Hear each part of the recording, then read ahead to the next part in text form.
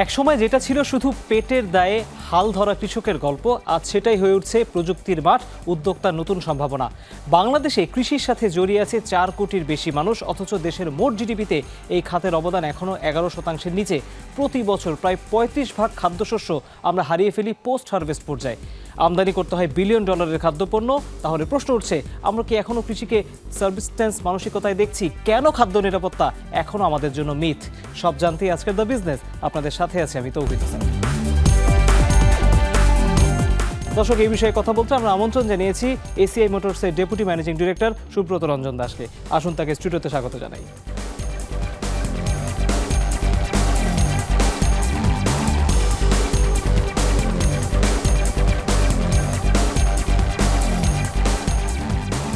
সুব্রত রঞ্জন দাস, আবারও আপনার সাথে আমার বেশ কয়েক বছর গ্যাপ দিয়ে আমাদের কথা হচ্ছে। শুরুতেই সেজন্য আপনাকে আবারও আমাদের স্টুডিওতে স্বাগত জানাতে চাই। এবং আপনার চোখে আমরা বেশ কয়েকবার কৃষিকে দেখেছি, এবং বাংলাদেশে যখন স্মার্ট কৃষির আলোচনা আসে তখন আপনাদের প্রতিষ্ঠানের নাম বা আপনার নাম খুব বড় পরিসরে আসে। আমরা সেখানে আলোচনাটা নিয়ে যাব, কিন্তু তার আগে আমি যেটা জানতে চাই, আমরা বেশ কিছু কৃষিতে পালাবদল দেখেছি, তারপরে আমরা দেখছি যে জিডিপিতে কৃষির অবদান বাড়ছে না, কৃষকের আয় আশানুরূপ হচ্ছে না। আমরা আসলে প্রোডাক্টিভিটি আর প্রসপারিটির মধ্যে কোনো একটা ফাঁকায় পড়ে গেলাম কিনা, বা কৃষি থেকে আমরা আসলে দূরে সরে যাচ্ছি কিনা, আপনার কাছে কি মনে হয়? ধন্যবাদ আমাকে আরেকবার ডাকার জন্য। আসলে কৃষি নিয়ে কথা বলতে গেলে আমি দেখেছি, আমি আরো 2বার এসেছি আপনাদের এখানে, কৃষি নিয়ে কথা বলেছি। তেমন নতুন কিছু বলার নেই, কিন্তু আমি যদি বলি যে আসলে কৃষি কি আমাদের লাইফের ডিসিশন মেকিংয়ে বা আমাদের পলিসিতে কতটা গুরুত্বপূর্ণ, এটা নিয়ে ভাবার আসলে সময় আছে। যদিও আমরা মনে করেন বলি যে আসলে কৃষি আমাদের প্রাণ, দেশের কৃষক বাঁচলে বাঁচবে দেশ, অনেক ধরনের স্লোগান আছে, কিন্তু আসলে কি জানেন, যদি বড় বড় লোক বা আপনি মার্ক টোয়েন বা কারোর কথা শুনেন, মানুষ নাকি, যদিও বলা হয় যে সমাজের সবচেয়ে ক্রিয়েটিভ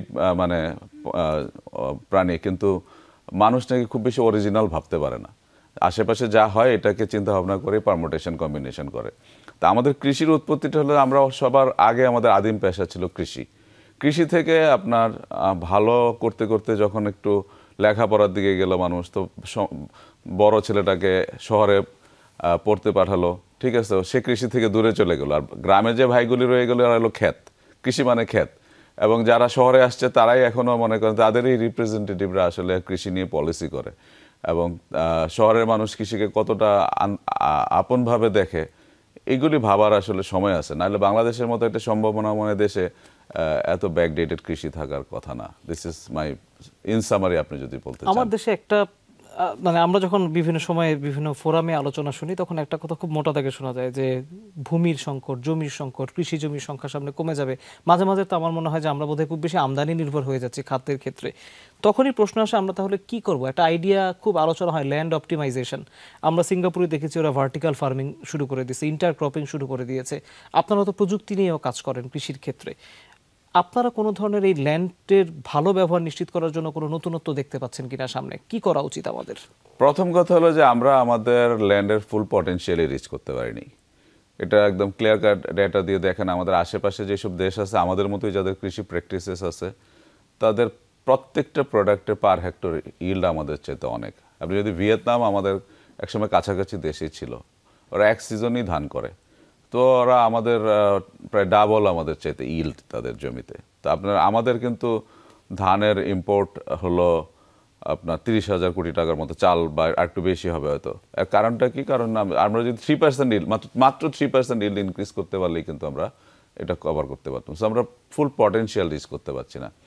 এখন শুধু ধান নিয়ে যদি কথা বলি, তাহলে এটারই অনেক বেশি মনে করেন এটার ধানের ভ্যারাইটি, ঠিক আছে, কী ধরনের ফার্টিলাইজেশন হয়, তারপরে মনে করেন কৃষকের কী ধরনের প্র্যাকটিসেস, কতদিনে চারা লাগানোর কথা, কতদিনে চারা লাগাচ্ছে, মানে এই সবগুলি জিনিসই মনে করেন প্রত্যেকটা জায়গায় ছোট ছোট ইমপ্রুভ করার সুযোগ আছে। আমি তো বললাম মাত্র 3% প্রোডাক্টিভিটি বাড়ানোর জন্য, যেখানে আমাদের পার হেক্টর ইল্ড 4 টন বলে। আমরা আসলে স্যাটেলাইট ডাটা নিয়ে কাজ করেছি জাপানের জাক্সার সাথে, দেখেছি যে আসলে ডিস্ট্রিক্ট ওয়াইজই অনেক গ্যাপ আছে, জমির এক মাথা থেকে আরেক মাথাতে অনেক গ্যাপ আছে। হ্যাঁ, এবং গভর্নমেন্টের যে ডাটা আছে যে বলে যে এই ডিস্ট্রিক্টে এতটুকু ধান হয়, এতটুকু একরেজে ধান হচ্ছে, হিউজ গ্যাপ আছে। সো এইগুলি আপনার আগে তো এইগুলি ঠিক করা দরকার। তারপরে হলো না, মনে করেন যে আপনি যদি বেসিকটা ঠিক করেন তারপরে আপগ্রেডেশনে যাবেন। আমরা বেসিকটাতে অনেক পিছানো।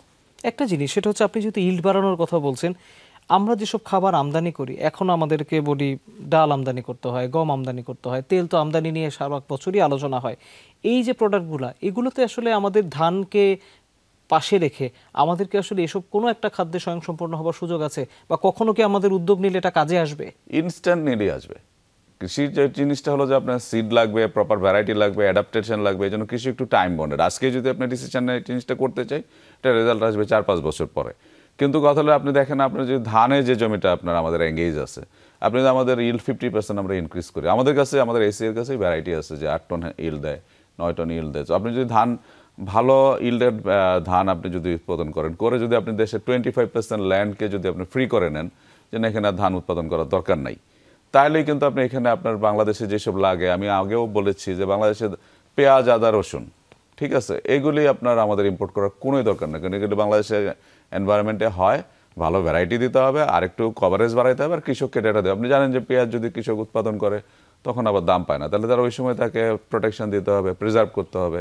এই এই জিনিসগুলি যদি আমরা করি, তাহলে আমাদের আমাদের অ্যাকচুয়ালি কোনো কিছুই আসলে তেলের বীজ আমাদের একটু শর্টেজ আছে, বা এটাও আমরা কভার করার সময়, এছাড়া কোনো কিছু আমাদের ইম্পোর্ট করার দরকার নেই। আমরা এক্সপোর্ট করতে পারি যদি আমরা মানে থিওরিটিক্যালি যদি আমরা আসলে আমাদের ল্যান্ডটাকে প্রপার ইউজ করতে পারি, আমাদের কৃষককে যদি একটু সাপোর্ট করতে পারি, সো আমাদের ইম্পোর্ট করার কোনোই দরকার নেই। আপনার যেহেতু কৃষি নিয়ে বিস্তর জ্ঞান আছে, আপনার পড়াশোনাও কৃষি নিয়ে, আমি সেজন্যই যে প্রশ্নটা করতে চাই। আমি যখন এই শোটা করার আগে বিভিন্ন পর্যায়ের কৃষকদের সাথে আমার কথা হচ্ছিল, তো তারা বলছিলেন, এই প্রশ্নটা আমি তাদেরকে করেছিলাম যে কোনটাতে স্বয়ংসম্পূর্ণ হওয়া যায়। তারা বলছিলেন যে সরিষা চাষ করে সরিষার তেলের একটা বড় উৎপাদন আমাদের দেশে নিশ্চিত করা সম্ভব, তাহলে অনেক পরিমাণ ভোজ্য তেল আমাদের আমদানি করতে হবে না। পার্টিকুলারলি এই বিষয়টা নিয়ে জানতে চাই, তেলে স্বয়ংসম্পূর্ণ আমরা আসলে কিভাবে হতে পারি? তেলে স্বয়ংসম্পূর্ণ সরিষার তেল আছে আপনি জানেন যে আমাদের নারিকেল তেল একটা ভালো একটা তেল, আমাদের পাশেই শ্রীলঙ্কাতে খাই, এটা ফুড প্র্যাকটিসের সাথে রিলেটেড আছে। কিন্তু আপনার বাংলাদেশে প্রায় এই যে চর অঞ্চলগুলিতে আপনি যদি নারিকেলের ভালো ভ্যারাইটি লাগান, তাহলে 3-4 বছরই ইল্ড হয়। তারপরে আপনার সূর্যমুখী বাংলাদেশে খুব ভালো হয়, সূর্যমুখী তেল করা যায়। বাদাম থেকে ভালো তেল হয় বাংলাদেশে, খুবই লো ইল্ডের বাদাম হয়, এগুলিকে আপনার প্রায়োরিটাইজ করা যায়। ইভেন সয়াবিনও বাংলাদেশের, আপনি হাতিয়া বা ওইসব জায়গায় সয়াবিন হয়, এগুলিকে আপনার কতটুকু দরকার, কতটুকু জমি ইউজ করবেন, আর যে জমিটাতে মেজর ক্রপ হচ্ছে এই জমিটাকে আপনাকে ফ্রি করতে হবে আপনার ইয়ের দিকে, আপনার ইল বাড়িয়ে জমির কমাতে। This are theoretically. আরেকটা হলো কি যে আপনার আমাদের সবচেয়ে বড় যে অংশটা মনে করেন আমরা চিন্তা করছি না, আসলে ফুড হ্যাবিট। আপনি দেখেন আমাদের যদি একটা বাংলাদেশে একটা খাবারের যদি মনে করেন একটা প্লেট দেখেন, আপনি মাঝখানে দেখবেন রাইস, চারিদিকে বিভিন্ন কিছু আছে এনার্জি সোর্স হিসেবে, রাইসটা আমাদের মেন। আপনি যদি একটা ইউরোপিয়ান প্লেট দেখেন, ইউরোপিয়ান প্লেট মাঝখানে হলো স্টেক, প্রোটিন, তারপরে চারিদিকে অল্প স্বল্প ভেজিটেবল দেওয়া বা এগুলিতে। তো আমাদেরও কিন্তু ফুড প্র্যাকটিসটা যাচ্ছে, স্পেশালি গম খাওয়ার হ্যাবিট আমাদের কিন্তু অনেক বাড়ছে, রাইস খাওয়ার হ্যাবিট কমে যাচ্ছে। তো এই গমের কিন্তু আমাদের টেম্পারেচার সেন্সিটিভ ভ্যারাইটি ডেভেলপমেন্ট নাই, বা যেগুলো আছে এগুলি প্রমোশনে নাই। তো এগুলোর দিকে আমাদের যাইতে হবে। তারপরে আসলে এইজ যাচ্ছে পপুলেশনের, এই এইজের সাথে মানুষের ফুড হ্যাবিটের চেঞ্জ হয়। এগুলিকে মনে করেন আপনার যেমন আমাদের নাটস, তারপরে পেডিগ্রি, বিভিন্ন ধরনের জিনিস আমাদের এগুলি সবই প্রডিউস করা সম্ভব। তো এগুলির দিকে চিন্তা করে আপনার আমাদের একটা ন্যাশনাল পলিসি থাকা দরকার। এই পলিসিটা গ্যাপ থাকার কারণে আসলে কোনো কিছু ডেটা নাই বা ভিজিবিলিটি। আমার কথা হলো যে আমার মনে এতদিন কৃষিতে কাজ করে মনে হয়েছে যে কৃষি কারো প্রায়োরিটিতে নাই, যে এক একজন আসছে এক এক সময় মনে হচ্ছে যে যে দায়িত্ব পাচ্ছে কিছু একটা শো করতে হবে করার জন্য। বাংলাদেশে আজ পর্যন্ত কৃষিতে বড় খুব একটা মেগা প্রজেক্টই নেওয়া হয় নাই এইগুলিতে আপনার। কিন্তু আসলে কিন্তু খাবার কিন্তু আমার দরকার, আপনার দরকার, আমাদের যারা ফাইন্যান্সিং করে ব্যাংকার তাদের দরকার, সবারই দরকার। এবং কৃষক ধরেন এই যে আপনি দেখলেন যে যাচ্ছে যে এনবিআর এর সবাই কমপ্লিট শাটডাউন করলো। কৃষক যদি একবার মনে করে যে আমার এই 10 কেজি চাল লাগে পার মান্থে, তাহলে আমি 50 কেজি বা 120 কেজি চাল উৎপাদন করে আর বাকিটার উৎপাদন করবো না, বাকি কমপ্লিট শাটডাউন করে রাখবো, তাহলে কিন্তু আপনি টাকা থাকলেও খাবার এনশিওর করতে পারবেন না। সো এটা একটা প্রায়োরিটি এরিয়া। হ্যাঁ, তো এই জায়গায় আপনার আর কৃষির যে প্রসেসটা, এটা কিন্তু আসলে গ্লোবালি এখনও সেম। কাউকে জমিতে যেতে হচ্ছে, এটা মেশিন যাক, মেশিন না, এখনও ট্র্যাক্টর নিয়ে ফার্মারই যায়, কাউকে এটা প্রসেস করতে হয় এনে, তারপরে কাউকে এটা রান্না করতে, তারপরে খেতে হয়। সে আপনার আমেরিকাতে ওই প্রসেস, বাংলাদেশে ওই প্রসেস। এটা এখনই খুব বেশি শর্টকাট এখানে হবে না। সো এই জায়গায় ইনভেস্টমেন্ট করাটাও কিন্তু সেফ। কিন্তু এই লেভেলে মনে করেন আসলে প্রায়োরিটি আমি দেখতে পাই কম। ইচ্ছা আছে অনেকের হয়তো, বাট ন্যাশনাল কমপ্লিট পলিসি নাই। একটা বিষয়, আপনি যখন পলিসি নিয়ে কথা বললেন, ডেটার ব্যবহার নিয়ে অনেক আলোচনা হচ্ছে এবং আপনাদের কাজে অনেক বেশি ডেটা ব্যবহার করেন আমি জানি। প্রশ্নটা হচ্ছে, এখনো যখন গ্রামে আমরা বংশানুক্রমে আমি যদি দেখি যে কৃষিকাজ যখন শিখছে, জমিতে কি পরিমাণ কোন উপাদান ব্যবহার করতে হবে সেটা ডিসিশন দিয়ে দেন একজন চাচা থাকেন বা একজন মুরব্বী থাকেন গ্রামে, তিনি ডিসিশন যেটা দেন, তিনি যে গাইডলাইনটা দেন সেটা করেন। কৃষি পর্যায়ের যারা মানে একদম তথ্যভিত্তিক যে মানে রিসার্চ, এই রিসার্চগুলোর ডেটা কখনই কৃষকের কাছে পৌঁছায় না। আবার পলিসি মেকিংয়েও খুব বেশি ডেটার ব্যবহার আছে বলে আমার কাছে মনে হয় না। আমরা আসলে কি করতে পারি এই তথ্যগুলো, যেটা নিয়ে অনেক ধরনের প্রশ্ন আছে, এই ডেটার কি বলবো প্রিজার্ভেশনের জন্য আমরা আসলে এখন কি করতে পারি, যেটা কৃষকের কাছেও থাকবে, সরকারের কাছেও থাকবে, প্রাইভেট এন্টিটির কাছেও থাকবে? ডেটার জন্য সেন্সর, স্যাটেলাইট এটা ইউজ করলে আপনার ডেটা আমাদের কাছে, আপনি যদি বলেন আমরা একটা প্রাইভেট কোম্পানি, কিন্তু আমাদের কাছে বাংলাদেশের কোন জেলায় কতটুকু ধান হয়, কতটুকু ইল্ড হয়, আমরা জাক্সার সাথে কাজ করে আমাদের স্যাটেলাইটের সাথে আমাদের হারভেস্টারের সেন্সর ইউজ করে আমরা ডাটা ক্রিয়েট করেছি। আমি গভর্নমেন্টের বিভিন্ন পর্যায়ে আমরা এই ডাটাটা ইউজ করার জন্য অফার করেছি, কিন্তু নোবডি শোন ইন্টারেস্ট যেটা আসলে ডাটার কাজ, কিন্তু এটা একদম precise data. 50 meter by 50 meter বাংলাদেশের প্রত্যেকটা ল্যান্ডের পার্টে আপনি দেখতে পারবেন কতটুকু ধান হচ্ছে।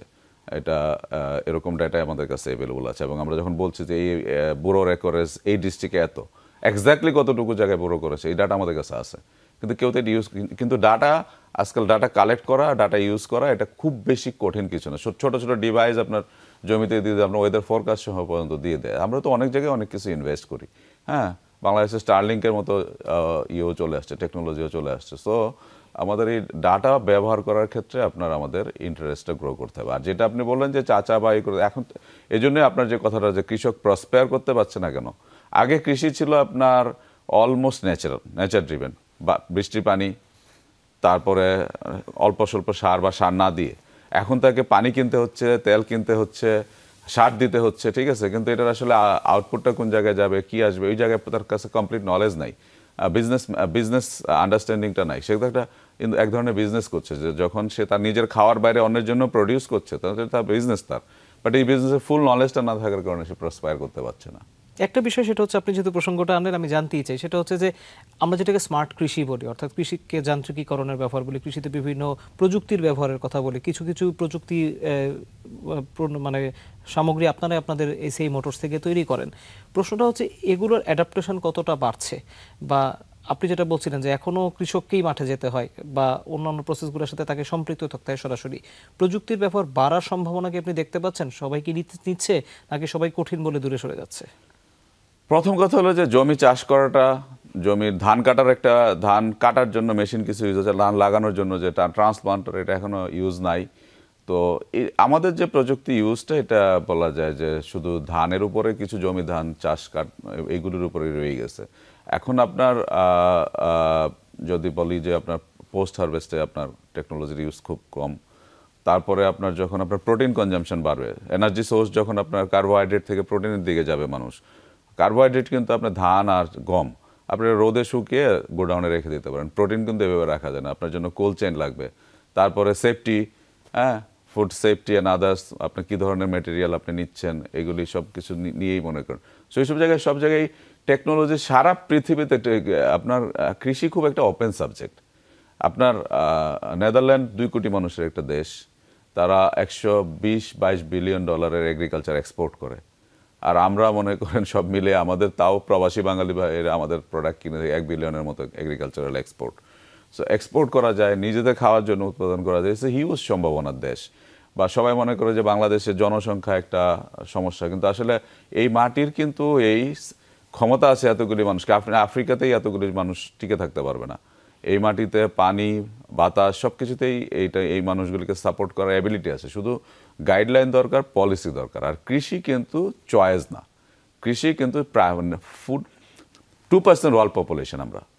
আমাদের খাওয়ার জন্য আমাদের খাবার উৎপাদন করতে হবে, এবং এটা হাই কোয়ালিটি হতে হবে, এবং এখান থেকে আবার কিছু আমাদের বিশ্বের অন্য মানুষকে খাওয়া, এটা আমাদের ন্যাশনাল পলিসির মেইন কোরে থাকা দরকার। এটার জন্য কোন ধরনের টেকনোলজি দিতে হবে, কোন ধরনের ফান্ডিং দিতে হবে, কৃষককে কোন ধরনের ট্রেনিং দিতে হবে। আর আমরা যেহেতু জানেন যে প্রাকৃতিক দুর্যোগে সবচাইতে মনে করেন বড় একটা থ্রেটের একটা দেশ, তো আমাদের কিছুটা ফ্যাক্টরি অ্যাপ্রোচে যেতে হবে, কিছু জায়গা প্রোটেক্টেড এগ্রিকালচার থাকতে হবে, যেটা মনে করেন লার্জ স্কেলে হবে এখানে। আরেকটা হলো আমাদের যে রোগ শোক যা আছে, একটা বড় অংশ হলো আবর্জনা। আবার আমরা অনেক বেশি কেমিক্যাল ফার্টিলাইজার ইম্পোর্ট করে নিয়ে আসি, এই আবর্জনাগুলিকে আমাদের ফার্টিলাইজার করতে হবে। এবং এটা করলে আপনি 30% ফার্টিলাইজার ইম্পোর্ট কমাতে পারবেন, যেটা অনেক টাকা।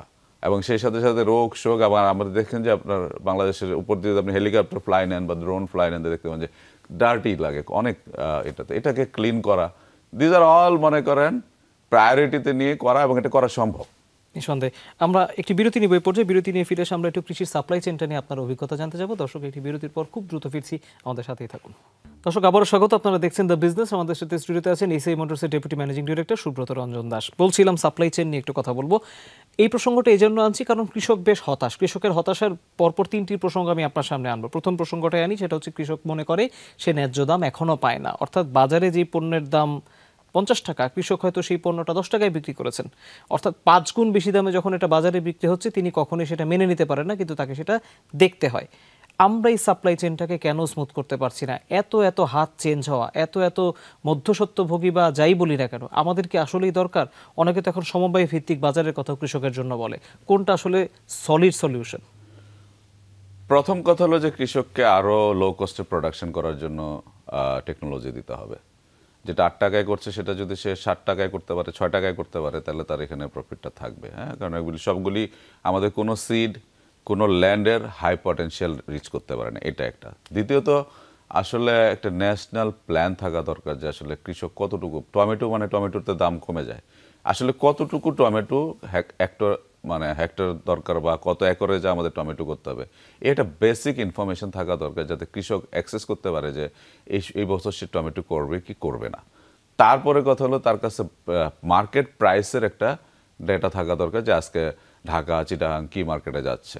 তারপরে সে আজকে টমেটোটা যদি বাজারে নিয়ে আসে, সে যদি হারভেস্ট, প্রথম হলো সে হারভেস্ট করবে কিনা, আর যদি হারভেস্ট করার জন্য সে বাউন্ড হয়, কারণ এগুলোতে টাইম বন্ডেড, আজকেই হারভেস্ট করতে হবে, যে আজকে সে বিক্রি না করতে চায়, তাহলে তার এই টমেটোটা কোথাও একটা কুলিং হাউসে রাখতে পারার এই যে ফেসিলিটিসটা, এটা থাকা দরকার। প্রথম কথা হলো যে কৃষককে যদি আপনি টাইমিং দিয়ে দেন, তো সিড দিয়ে দেন, এবং কোন সময় টমেটোর ডিমান্ড, আমাদের কিন্তু সারা বছরই টমেটো করা সম্ভব, তারপরে 300-400 কোটি টাকার আমরা টমেটো ইম্পোর্ট করি, ঠিক আছে। এটা শুধুমাত্র ডাটা ঠিক করলে এবং কৃষককে ইনফরমেশন দিলেই আপনার কিন্তু এটা বন্ধ করা সম্ভব।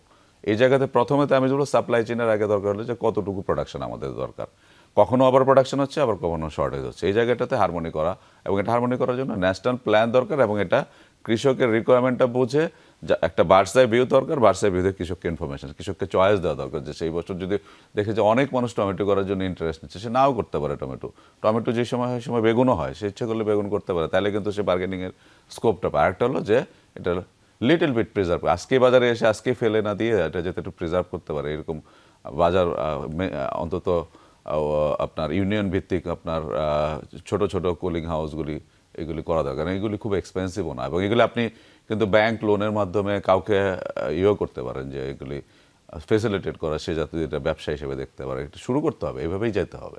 একটা বিষয়, আপনি যেহেতু ব্যাংক ঋণের প্রসঙ্গ করেন, এটা হচ্ছে কৃষকের দ্বিতীয় হতাশার জায়গা।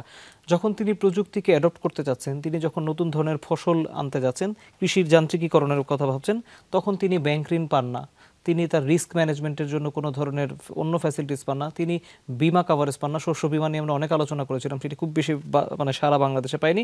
তার মানে আমাদের ফাইন্যান্সিং স্কিমগুলো এখনও অনেক বেশি কি বলবো, যুগোপযোগী না। আপনারা নিজেরা আপনাদের যখন মেশিন বিক্রি করেন, আপনারা, আমি দেখেছি যে আপনারা কিস্তিতে দেন, কিন্তু এটাকে বড় পরিসরে ফাইন্যান্সিয়াল ইনস্টিটিউশনগুলোকে এক করে এই স্কিমটা এনশিওর করা বা সরকারের তরফ থেকে আরও কিছু পলিসি নেওয়া, এটা আমরা কেন করতে পারলাম না? প্রথম কথা হলো বাংলাদেশের ব্যাংকিংগুলি যদি ধরেন, গভর্নমেন্ট ব্যাংকগুলি তো আপনার অনেকটাই চলে যখন যেভাবে চালাচ্ছে এটার জন্য।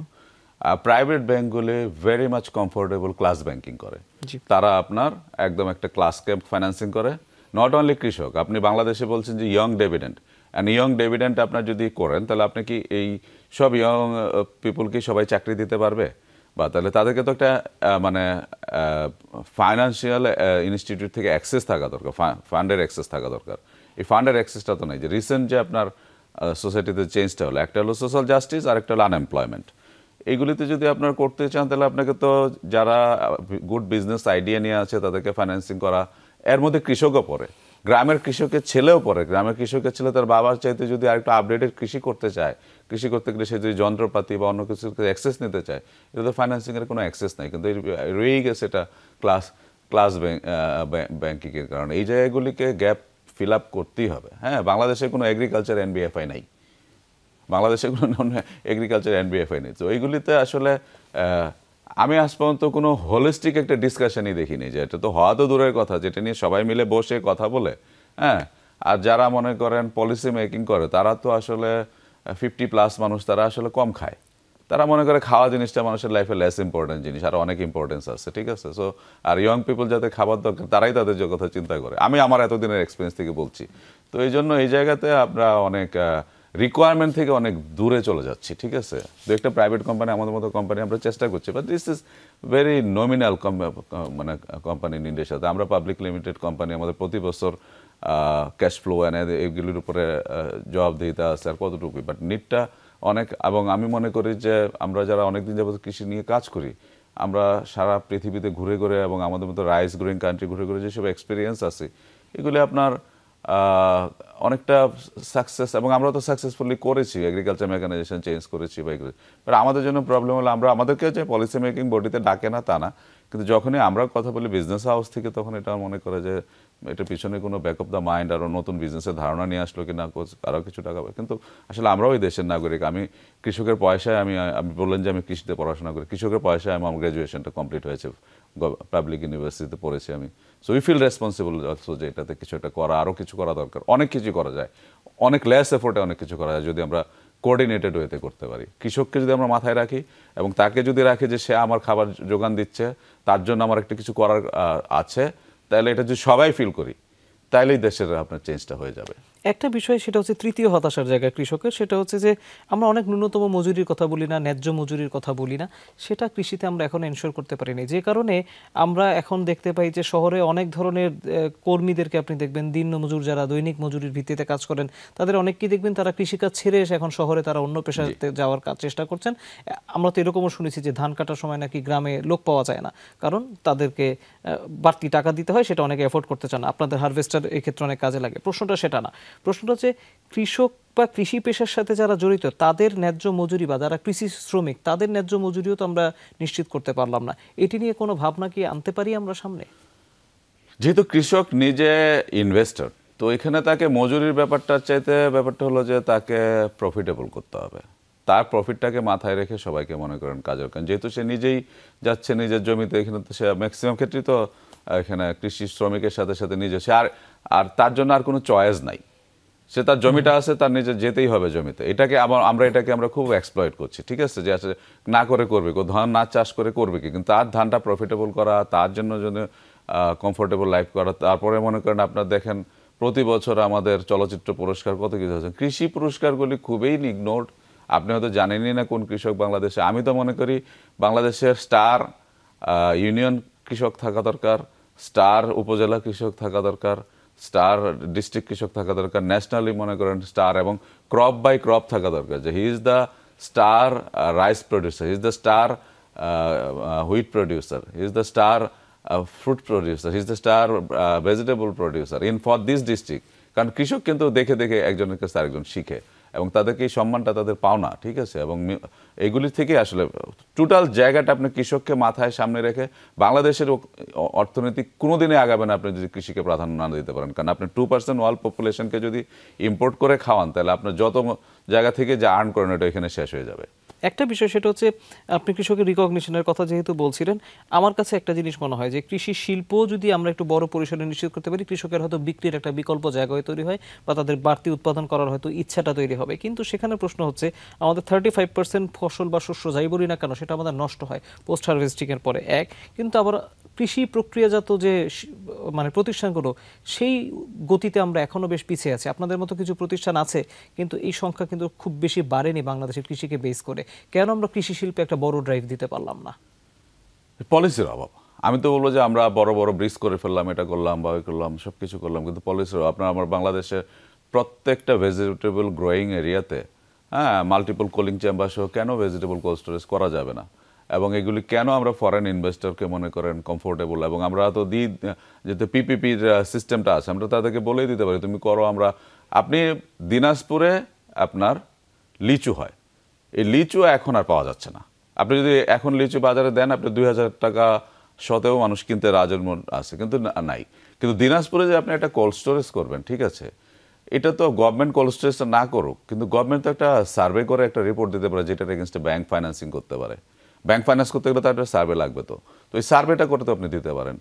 এটা নাই তো এগুলি করার জন্য মানে এত কিছু করতে হবে, হ্যাঁ, বাট কি কি করতে হবে এগুলি আপনি যদি কথা বলেন, আমাদের মতো মনে করেন এরকম আরও 50 জন 100 জন প্রাইভেট সেক্টর থেকে নেন, আপনার ইউনিভার্সিটি টিচার আছে যারা এগ্রিকালচার ইকোনমিক্স নিয়ে কাজ করে, কৃষককে নেন, যাদের জন্য কথা বলছেন, যেই প্রপের জন্য কথা, ওই এলাকার কৃষকদেরকে নেন, নিয়ে একটা কমিটি করেন, এভরি সলিউশন ইজ দেয়ার। তারপরে একটা একটা একটা একটা একটা করে ধরে সলিউশন করেন, এটা পসিবল। কিন্তু আসলে এটা নিয়ে কাজ করা হচ্ছে না। আলুর উপরে কোল্ড স্টোরেজ হয়েছে, যে জায়গায় আলু হয় এই জায়গায় আলুর উপরে কিছু কোল্ড স্টোরেজ প্রফিটেবল, কিছু কোল্ড স্টোরেজ লস। কিন্তু এখন কিন্তু বাংলাদেশে সারা বাংলাদেশে আলু হয়। তো আপনার ময়মনসিংহের কৃষক, তার এখানে কোল্ড স্টোরেজ নাই, সে এই নিয়ে আসে গফর গায়ে আলু রাখার জন্য। সো এই যে জিওলজিক্যালি এগুলি ডাটা দেখে কোন জায়গায় কি ক্রপিং হচ্ছে এগুলি করে, এগুলি আগে এগুলি দেখা যেত না, হ্যাঁ, কিন্তু এখন দেখা যায়। এটা এখন ইউজ করতে হবে, এটা ইউজ করতে হবে, এটাকে প্রায়োরিটি নিতে হবে। নেশন হিসেবে যদি আমরা মাথা উঁচু করে দাঁড়াতে চাই, তাহলে এগ্রিকালচারকে বেস করেই মাথা উঁচু করে দাঁড়াতে হবে। আরেকটা ছোট্ট প্রশ্ন করবো, তো আমরা আরেকটি বিরতি নিব। সেটা হচ্ছে, আপনি বলছিলেন যে আমাদের যখন আমরা ফুডের প্লেট দেখি তখন আমরা কার্বোহাইড্রেট বেশি দেখি, প্রোটিন কম দেখি। এবার একটু প্রোটিনের দিকেই যদি আমরা গুরুত্ব দিতে চাই, অর্থাৎ কৃষিকে জমি থেকে তুলে এনে যদি খামার বা অন্যান্য বিষয়ে যদি আমরা আরেকটু মনোযোগী দিতে চাই, সেটাও তো আমরা খুব বেশি মানে পারফর্ম করতে পারছি কিনা জানি না। শুধুমাত্র একটা সাকসেস আমরা দেখি যে আমাদের মাছে একটা বড় স্বয়ংসম্পূর্ণতা তৈরি হয়েছে। দ্বিতীয়ত হচ্ছে আমাদের কোরবানির পশুটা হয়তো আমরা আমাদের নিজেদের দেশের থেকে আমরা সোর্সিংটা করতে পারি, অর্থাৎ গবাদি পশুর যে খামার সেখানে একটা বড় ড্রাইভ হয়তো আমরা দেখতে পেয়েছি। কিন্তু এটাকে কি আপনার প্রোটিন ইনটেকের জন্য এনাফ মনে হয়? পোলট্রি খামারে কি আমরা তো দেখি প্রায় সব খামার বন্ধ হয়ে যাচ্ছে বা এগুলো কর্পোরেট হয়ে যাচ্ছে, কি করা উচিত? সারা বছরের যে প্রোটিনের সাপ্লাইটা এবং সেফ প্রোটিন আছে, কারণ আপনারা আসলে এইসব গরু মুরগি বা যেগুলিকে খাওয়ানোর জন্য যেসব খাদ্য ইউজ হয় এখানে ফুড চেইন থেকে শুরু করে, এবং এখানে আপনার এগুলি আবার প্রিজার্ভ করা। হ্যাঁ, আমি আগেও বললাম যে আপনার ধান যেরকম শুকিয়ে রাখা প্রোটিন, তো এটা করা হয় না প্রোটিনের জন্য। সো কোল্ড চেইন ক্রিয়েট করা, প্রোটিনের ডিমান্ড ক্রিয়েট মানে আপনার প্রেডিকশন করে, এটা বিভিন্ন জায়গায় করে সবই হচ্ছে, কিছু না যে হচ্ছে না তা না। বাংলাদেশে খুব আপগ্রেডেড গরু বা ছাগলের ফার্মও কিছু কিছু আছে, বাট স্পোরটিক্যালি এটা ন্যাশনাল পলিসি বেস হওয়া উচিত। এবং এগুলির কোনো কোনো ক্ষেত্রে ফেসিলিটেশন, সাবসিডি আমি কথাটা বলতে চাই না এগুলি, কারণ কৃষিতে আপনি যাই করবেন এটা ফেসিলিটেশন, কারণ এটা আপনার খাবারের জন্য লাগছে, সবার খাবারের জন্য রাখছে, যে করছে প্রথম সে রিস্ক নিচ্ছে। এগুলি ট্রায়াল বেসিসে করে তারপরে মনে করেন এগুলি পোলট্রি যেগুলি আছে শুধু কর্পোরেট পোলট্রিগুলি সার্ভাইভ করছে, গ্রামের দিকে মনে করেন যেসব পোলট্রিগুলি আছে কেউ করছে, তারপরে বিকজ তার কাছে প্রপার ইনফরমেশন নাই, নলেজ নাই এবং ডাটা নাই, এবং তার পাশে দাঁড়ানোর কেউ নাই। হঠাৎ করে মনে হলো তার কাছে কিছু টাকা আছে, এটা নিয়ে শুরু করলো, তারপরে সে ফেল করলো, আর দু একজন সাকসেসফুল হলো, তো এটাতে মানে ফেলিওর রেশিওটা অনেক হাই। সো বাট তাকে প্রপার নলেজ দিয়ে, এগুলো আছে যুব উন্নয়নে ট্রেনিং দেওয়া হয়, কিন্তু যে পোলট্রি করছে সে ট্রেনিং নেয় না, যে ট্রেনিং করছে সে পোলট্রি করছে না। So this all there is a mismatch. এগুলিকে আপনার সিস্টেম এবং প্রসেসের মধ্যে নিয়ে আসতে হবে, সিস্টেম প্রসেসে নিয়ে আসলে, এবং এগুলি আপনার যেহেতু প্রোটিনের নিড বাড়বে, তাহলে আমাদের কোল্ড চেইন করতে হবে। কোল্ড চেইন করতে গেলে তারপরে তার খাবারটা মনে করেন কতটা, কারণ এগুলো হেভি মেটাল বা এগুলিতে এসে, তো খাবারটা কে প্রডিউস করছে তার এখানে একটা প্রপার মনিটরিং করা, এবং এখান থেকে আসলে কি ধরনের খাবার দেওয়া, তারপরে কতটুকু আমরা পোলট্রি চিকেন দরকার, কতটুকু ওয়াকিং চিকেন থেকে আমরা নিতে, বাড়িতেও কিন্তু মুরগি পালা যায়, তাই না, করেও তো আমাদের কৃষকরা, কিন্তু এগুলি আর একটু গাইডেড ওয়েতে করা। তারপরে মনে করেন যে একটা কমিউনিটিতে কি পরিমাণ প্রোটিন লাগবে, এটার জন্য গরু ছাগলের কি পরিমাণ দরকার আছে, তাদেরকে ইনফরমেশনটা দিলে তারা এখানে একটা গ্রামে একটা প্রোটিন উদ্যোক্তা ক্রিয়েট করে দেওয়া, যে ঠিক আছে তুমি 50টা ছাগল পালো এবং এটা এই বয়স এই বয়স এই বয়স করে, এগুলি this are everything theoretically possible এবং প্র্যাকটিক্যালিও করা সম্ভব যদি কারো ইন্টারেস্ট থাকে। এই প্রোটিন ইস্যুতে একটা ছোট্ট প্রশ্ন জুড়ে দিতে চাই, তারপরে বিরতিতে নেব। সেটা হচ্ছে যে আমরা অনেক বেশি ব্লু ইকোনমির কথা যখন বলি, তখন আমাদের সমুদ্র অর্থাৎ গভীর সমুদ্রে গিয়ে মাছ আহরণ বা মাছ ধরা যাই বলি না কেন, সেটার জন্য আমরা প্রপার ইনভেস্টমেন্ট পাচ্ছি না। তো যখনই আমরা নীতি নির্ধারিতের সাথে এর আগে আমি কথা বলেছি, তারা বলেছেন যে প্রাইভেট কোম্পানিগুলো আসলে কিন্তু এখানে ইনভেস্ট করে তারা বড় বড় নৌযান নিয়ে তারা গিয়ে কিন্তু ডিপ ফিশিংয়ে যেতে পারে, ডিপসিতে ফিশিংয়ের জন্য, এবং সামুদ্রিক মাছ আহরণ বাড়ানো যেতে পারে। আপনাদের কি আগ্রহ আছে? বা আমি খালি এসিআর কথা বলছি না, আপনারা যারা প্রাইভেট এন্টিটি তাদেরকে আসলে এখানে আগ্রহের সুযোগ আছে? এখানে প্রথম যেটা হলো যে এখানে আপনার মাছ ধরতে গেলে আপনার লাইসেন্সিং লাগে, ঠিক আছে, লাইসেন্সিং প্রসেসটাও রেস্ট্রিক্টেড। ডিপসি 80 নটিক্যাল মাইলের পরে কতগুলি বোট যেতে পারবে তার একটা রেস্ট্রিকশন আছে, 80 নটিক্যালের নিচে। এখানে অবশ্য একটু ক্রাউডেডই হয়ে গেছে কতগুলি, এটা একটা লাইসেন্সিং প্রসেসের ব্যাপার আছে। আরেকটা হলো যে শ্যালো যে সি ফিশিং হয়, এটার মোটামুটি ডাটা আমাদের। আপনি ডিপসি যদি ফিশিং করতে চান, ডিপসি ফিশিং করতে গেলে আপনার লাগবে একটা সার্ভে, কারণ আপনার এই যে ভেসেলটা নিয়ে আসবেন, এই ভেসেলটা আপনি হয়তো ব্যাংক লোন বা কোনো কিছুর জন্য নিয়ে আসবেন, বাইরে সব জায়গায় এটা একটা সার্ভে আছে, সার্ভে করা আছে এখানে কী ধরনের ফিশ আছে কী আছে, এটার এগেনস্টে তো এই সার্ভে ভেসেল একটা বাংলাদেশের করার কথা ছিল। আমি জানি যে এটা 200 কোটি টাকা বাজেট থেকে শুরু করার পর এটা 1200 কোটি টাকা বাজেট পর্যন্ত গিয়ে তারপর এটা হয় নাই। তো একটা সার্ভে করে গভর্নমেন্ট যদি একটা সার্ভে করে বলে দেয় যে এই জায়গায় এই ধরনের মাছ থাকার সম্ভাবনা আছে, তাহলে না আপনার প্রাইভেট কোম্পানি তো 1200 কোটি টাকা বা 2000 কোটি টাকা খরচ করে এখানে সার্ভে করে জিরো রেজাল্ট নিয়ে আসবে না, ঠিক আছে? সো এইটা গভর্নমেন্টের পার্ট। এইটা যদি করে আপনি বলে দেন যে এখানে এই মাছ পাওয়া যাবে, তাহলে প্রাইভেট কোম্পানি যাবে। তারপরে লাইসেন্সিং প্রসেসটা যদি একটু ইজি করে তাহলে এখানে আপনার ইনভেস্টমেন্ট আসবে। এটা একদম ক্লিয়ার কাট, এই ব্যারিয়ারটার জন্য সার্ভে নাই। হ্যাঁ, কেউ কেউ বলে বাংলাদেশের এই জায়গাতে অনেক বড় টোনা ফিশ আছে, আবার বলে যে এখানে কোনো টোনা ফিশই নাই। তো এটা তো আপনি বুঝবেন কিভাবে? বুঝতে গেলে আপনাকে এখানে একটা সার্ভে লাগবে। ডেফিনেটলি আমরা আরেকটি বিরতি দিব, বিরতির পর ফিরে এসে আমরা আপনাকে র্যাপিড ফায়ার প্রশ্ন করবো, ইয়াং জেনারেশনের প্রশ্ন উত্তর খুঁজবো। দর্শক, আরেকটি বিরতি নিচ্ছি, খুব দ্রুত ফিরবো, আমাদের সাথেই থাকুন। আবার স্বাগত, আপনারা দেখছেন দ্য বিজনেস। আমাদের সাথে স্টুডিওতে আছেন ইসিআই মোটরসের deputy managing director Subrata Ranjan Das. আমরা বলছিলাম র্যাপিড ফায়ার প্রশ্ন করবো, আপনি এর আগেও র্যাপিড ফায়ার প্রশ্ন শুনেছেন, আজকে নতুন 10টা প্রশ্ন দিয়েছে। প্রথম প্রশ্ন করছি, আমরা একেবারে এটাকে শর্টকাট রাখবো, তারপর আমাদের বড় প্রশ্ন যেতে হবে। 1 নম্বর প্রশ্ন, তারা জানতে চায় আপনার কাছে এতদিন যেহেতু আপনি কৃষিতে পার করেছেন, কৃষি কি দিন শেষে আপনার পেশা আছে নাকি ভালোবাসা হয়ে গেছে? কোনটা এখন আপনার, নাকি এটা ব্যবসা? প্যাশন। আমার এটা এগ্রিকালচার একটা প্যাশন। আমি যদি এক মিনিট তো পাবো না, বলি যদি আমার যে ব্যবসা আর 50% প্লাস হলো ইয়ামাহা। এটা আমার ডেভেলপ করতে সময় লেগেছে 8 বছর, আর আমি 17 বছরে এগ্রিকালচারে আপনার যে এফোর্ট দিয়েছি তার চেয়ে মনে করেন কম সাইজের বিজনেস ক্রিয়েট হয়েছে। তার মানে আমি যদি অন্য সেক্টরে কাজ করতাম আমার মনে আরো বিগার বিজনেস ক্রিয়েট করতাম, but I am still very happy with agriculture. Second প্রশ্ন, বাংলাদেশে কৃষিতে উৎপাদন বাড়ানো জরুরি নাকি সঠিক মূল্য নিশ্চিত করা জরুরি? উৎপাদন ক্রপ বাই ক্রপ, সব জায়গায় না। ধানের জন্য আরেকটু উৎপাদন বাড়ানো দরকার, ভেজিটেবলে আপনার সঠিক মূল্য পাইতে গেলে প্রপার ইনফরমেশন এবং ক্রপিং প্যাটার্ন করা দরকার, দুইটা একটা কম্বিনেশন। ওকে, থার্ড প্রশ্ন, বাংলাদেশের সবচেয়ে অবহেলিত শস্য আপনার কাছে কোনটিকে মনে হয়? সবচেয়ে অবহেলিত শস্য আমার কাছে মনে হয় আলু। এটা পটেনশিয়াল আমরা কাজে লাগাতে পারি না, কাজে লাগাতে পারি না। কখনো আলু চাষ করে মানুষ কিছু টাকা কামায়, আর প্রতিবারে প্রায় একবার লাভ করে একবার লস করে।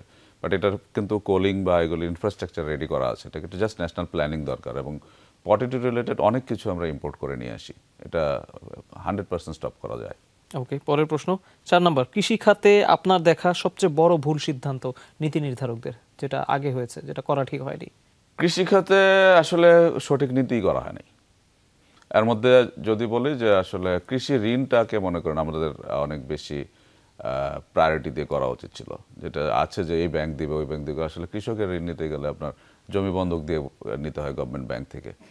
আর জানেন আপনার গ্রামের জমির ভ্যালুয়েশন, একর জমির ভ্যালুয়েশন আসে 1 লাখ 1.5 লাখ টাকা। সো এই জায়গাতে ফাইন্যান্সিংটাকে আগে ঠিক করা। তার মানে সিদ্ধান্ত ভুল হয়নি, সিদ্ধান্ত না নেওয়াটা ভুল হয়েছে। পরের প্রশ্ন, পঞ্চম প্রশ্ন, কৃষি উন্নয়নে কোনটি বেশি দরকার, ভর্তুকি নাকি বাজার ভিত্তিক ইনোভেশন? কৃষিতে ইনিশিয়ালি কিছু ভর্তুকি হয়তো লাগবে, কিন্তু বাজার ভিত্তিক ইনোভেশন। এবং আমার কাছে হলো যে কৃষককে একটু এডুকেট করা, নিউ জেনারেশনকে ইনক্লুড করা, আরেকটা হলো ডেটা আর এখন সেন্সর এগুলি ইউজ করা। ওকে, এবার আপনার বিজনেস ফিলোসফি নিয়ে তারা একটু জানতে চায়। 6 নম্বর প্রশ্ন, টিম বিল্ডিং করার বা টিম বিল্ডিং এর সবচেয়ে কঠিন দিক কি? টিমকে কানেক্ট করা। আর আমরা যারা লিডার তারা আমরা মনে করি আই এম ইন চার্জ। আসলে leadership is not that I am in charge. Leadership হলো আমি যাদের চার্জে আছি তাদের টেক কেয়ার করা, তাদের ভালোটা চিন্তা করা, এটা হলো লিডারশিপ। আমাদের এখানে এই প্র্যাকটিসটা কম। 7 নম্বর প্রশ্ন, আমিও জানতে চাই, অলস কর্মীকে নিয়ে কি করা উচিত? প্রথম কথা হলো যে অলস কর্মীকে নিয়ে জানা উচিত যে তার চ্যালেঞ্জেসটা কি, থেকে সে কেন অলস, আর সে কোন জিনিসে এক্সাইটেড ফিল করে। যে জিনিসে এক্সাইটেড ফিল করে এরকম অ্যাসাইনমেন্ট তাকে দেওয়া যাবে কিনা, যদি দেওয়া যায় তাহলে তাকে ওই এক্সাইটমেন্টে শিফট করে দেওয়া। আর না হলে যদি যে কাজটাতে সে প্যাশনে নাই বা তার ইন্টারেস্ট নাই তাহলে তাকে মানে লেট হিম গো। ওকে, পরের প্রশ্ন, বড় কোম্পানির ক্ষেত্রে আপনি কাজ করেন, বড় কোম্পানির সিদ্ধান্ত নেওয়ার সময় নৈতিকতা কতটুকু বাধ্যতামূলক? আমাদের জন্য আমি বলবো যে, কারণ আমাদের এখানে আমরা তো খুব ওপেন কোম্পানি, আমাদের বুকস আপনি দেখতে পাবেন ওয়েবসাইটে, ফরেন ইনভেস্টমেন্ট, জাপানিজ ইনভেস্টমেন্ট আছে, এখানে নেদারল্যান্ডের ইনভেস্টমেন্ট আছে। So and ACI is a company that started from ICI background. So আমরা বাংলাদেশের কনটেক্সটে আমরা বলবো ওয়ান অফ দ্য মোস্ট মানে নৈতিকতাকে মাথায় রেখেই এবং দেশের অগ্রগতিকে মাথায় রেখে আমরা আগানোর চেষ্টা করি। 9 নম্বর প্রশ্ন, আপনি অনেক জায়গায় বেড়ান, আমি জানি, আপনার বেড়ানোর জন্য আপনার সবচেয়ে প্রিয় শহর কোনটা? ভিয়েতনাম আমার বেড়ানোর জন্য খুব ভালো জায়গা। ভিয়েতনাম এগ্রিকালচার এবং মডার্নাইজেশনের কম্বিনেশন। সো ভিয়েতনামে প্রচুর লার্নিং আছে। Vietnam is my most favourite destination. আমি কোনো বছর 3-4 যাই। ওকে, পরের প্রশ্ন, একদম শেষ র্যাপিড ফায়ার প্রশ্ন। আপনি যদি আরেকটু তরুণ হতেন এবং আপনি যদি নতুন ধরনের অ্যাগ্রো স্টার্টআপ খুলতেন, আপনি কোনটি খুলতেন এবং কেন খুলতেন?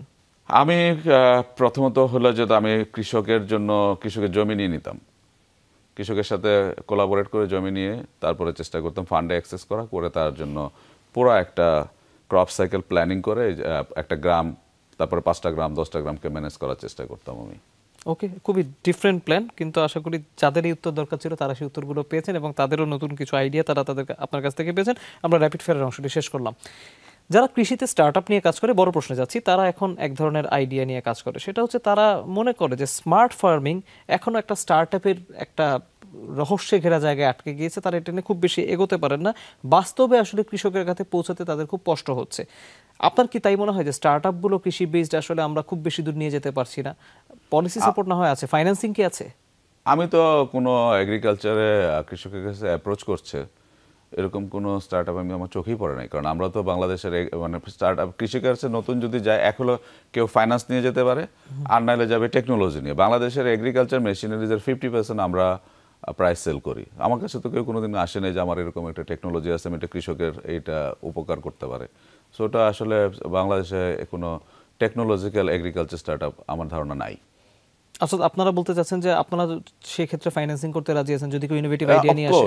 আমরা তো এগ্রিকালচার বিজনেস, দু একজন আছে যে কৃষকেরকে ডাটা কালেক্ট করে তার কাছ থেকে সবজি কিনছে বা কি করছে, কিন্তু আর ভেরি বেসিক লেভেলের মানে কৃষকের প্রোডাক্টিভিটি এবং কৃষককে আমার চোখে খুব একটা ভালো যে বড় একটা স্টার্টআপ প্রপোজাল আমার কাছে আসে নাই বা দেখি নাই আমি, এবং আমি কৃষি প্র্যাকটিসে দেখি নাই যেটা আছে। ওকে, তার মানে এটা গুরুত্বপূর্ণ দিক। যারা মনে হয় যে স্টার্টআপ নিয়ে কাজ করার সুযোগ আছে, ইনোভেটিভ আইডিয়া আছে, তারা কিন্তু আমাদের সাথে যোগাযোগ করতে পারেন। এবার একটু পরের প্রশ্নে যাচ্ছে। আপনি নিজে কৃষিতে পড়াশোনা করেছেন, কিন্তু কৃষি শিক্ষাকে আমরা সঠিক পথে নিয়ে যেতে পারছি কিনা, গুরুত্ব দিচ্ছি কিনা, কৃষি শিল্পের সাথে এডুকেশনের রিলেশন আছে কিনা, সত্যিকার অর্থে যারা কৃষি নিয়ে পড়াশোনা করছে, মোদ্দা কথা, তারা আসলে কৃষিতে কন্ট্রিবিউট করতে পারে কিনা? আমি এটা একটু ঘোরা আনসার করতে চাই। প্রথমত আমি তো শুধু কৃষিতে পড়াশোনা করলে, আমার যে টিম আছে, আমার টিমে ইঞ্জিনিয়ার আছে, আমার টিমে টপ বিজনেস স্কুল থেকে বিজনেস গ্রাজুয়েট আছে। আমার কাছে সব জায়গায় মনে হয় যে আমাদের পড়াশোনাগুলি আমাদের সোসাইটির সাথে রেলিভেন্ট, এবং আমাদের ছেলেমেয়েরাও তো যারা পড়াশোনা করে তারা মনে করে যে একটা বড় অংশ দেশের বাইরে চলে যাবে। তো ওইখানে এটা কৃষিতেও সেম অবস্থা। আরেকটা জায়গায় আমার কাছে মনে হয়েছে যে আসলে আমাদের ইউনিভার্সিটিতে যে টিচার রিক্রুটমেন্টের যে সিস্টেমটা আছে, এটা হলো যে ফার্স্ট সেকেন্ড থার্ড এর মধ্যে আসলে ক্লাসের ফার্স্ট বয়ে যে ভালো টিচার হবে এটা না, teaching is a separate capabilities.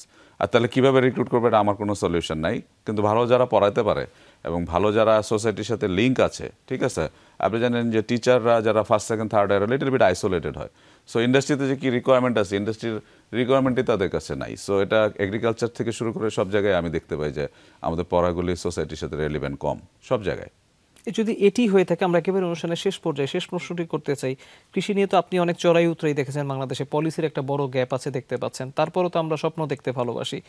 1 দশক পরে বাংলাদেশের কৃষিকে আপনি কোথায় দেখেন? আমরা কি আরো স্মার্ট হতে পারবো? হতে হবে আর কি, হতে পারবো কিনা জানি না, এটা হতে হবে। আমাদের মতো কোম্পানি আছে, আরও কোম্পানিরা ড্রাইভ করছে, অন্য জায়গায় আসবে।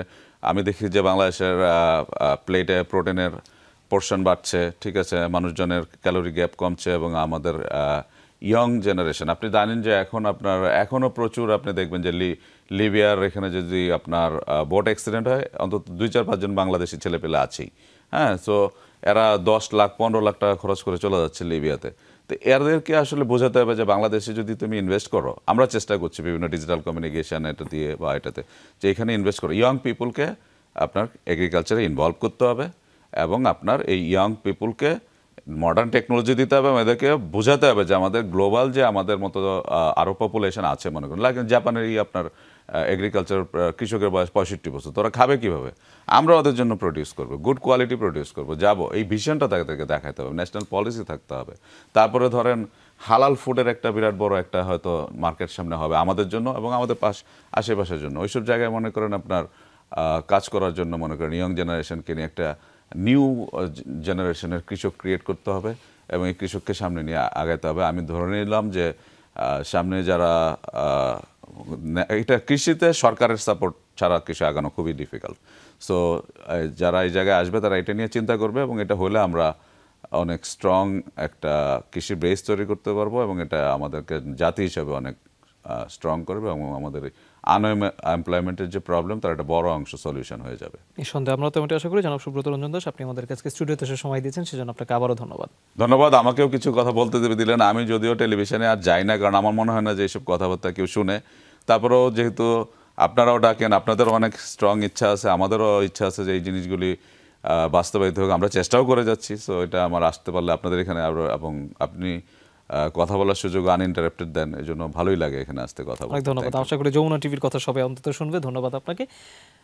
দর্শক, আমার কাছে মাঝে মাঝে মনে হয় যে আমরা আসলে বাংলাদেশের কৃষিকে টুক ইট ফর গ্র্যান্টেড, অর্থাৎ আমরা জানি কৃষিটা আমাদের চলবে, আমাদের জমি ভালো, আমাদের পরিশ্রমী কৃষক রয়েছে, আসলে এই ফসলটা উৎপাদন হবে এটা আমরা ধরেই নেই। কিন্তু কৃষির অনেক ক্ষেত্রে যে আসলে বড় বড় গ্যাপ রয়ে গিয়েছে, কৃষক এখন মাঠের মাথার ঘাম পায়ে ফেলে যেই শস্যটি উৎপাদন করছে সেটিকে যে আরও অনেক বেশি উৎপাদন বাড়িয়ে দেশের স্বার্থে কাজে লাগানো সম্ভব, এই জিনিসগুলো আমাদেরকে বুঝতে হবে। এবং সেজন্য যেটি সুব্রত রঞ্জন দাস বলছিলেন যে আমাদের আসলে একটা ন্যাশনাল পলিসি এখন পর্যন্ত হয়নি, একটা মাস্টার প্ল্যান হয়নি, একটা মেগা প্রকল্প হয়নি যেটা শুধুমাত্র কৃষিকে এনরিচ করবে। আমরা যখনই কখনো কোনো ধরনের সংকট হয়, আমরা স্বয়ংসম্পূর্ণ হওয়ার কথা পরে ভাবি, আপৎকালীন সমস্যা সমাধানের জন্য আমরা আমদানির দিকে ঝুঁকে পড়ি। সেই আমদানি হতে হতে একসময় দেখে যে আমরা আমদানির দিকেই ঝুঁকে পড়ছি আস্তে আস্তে।